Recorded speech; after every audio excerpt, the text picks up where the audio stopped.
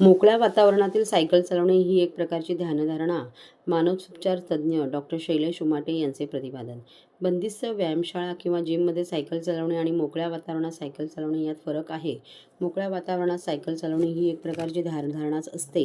प्रतिपादन प्रख्यात मानसोपचार तज्ज्ञ डॉक्टर शैलेश उमाटे यांनी केले. जागतिक महिला दिनाच्या पार्श्वभूमीवर ठाणे महानगरपालिका आणि आम्ही सायकल प्रेमी फाउंडेशन यांनी रविवारी रणरागिणी सायकल फेरीचे आयोजन केले होते. यावेळी नाशिक ते अयोध्या अशी सायकलवारी करणाऱ्या राजकिशोरी लांडगे यांना यंदाच्या रणरागिणी गौरव पुरस्काराने तर कविता म्हात्रे यांना विशेष पुरस्काराने सन्मानित करण्यात आले.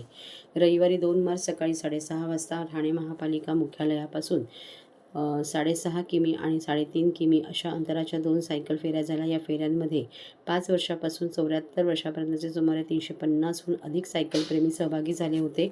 या फेऱ्यांची सांगता महापालिका मुख्यालय येथे झाली. त्यानंतर कैलास नरेंद्र बल्लाळ सभागृह येथे पारितोषिक वितरण सोहळा झाला.